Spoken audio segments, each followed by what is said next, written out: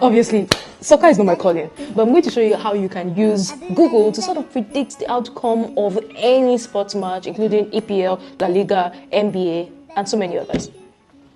Yeah, so just go to google.com and search for the two teams that will be playing or the two teams that you want to sort of predict their outcome. So I'll type in their names and Google will display all the information about the match, including a win probability section. Under this section, I can use AI to see which team is likely going to win the match based on the previous data. For example, it looks like Manchester United might win their match.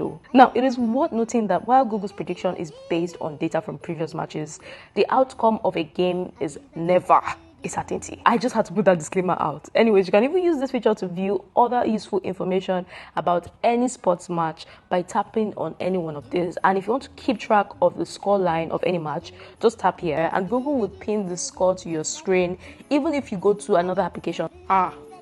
They scored Man Yusha. Maybe I should switch. Emotional damage.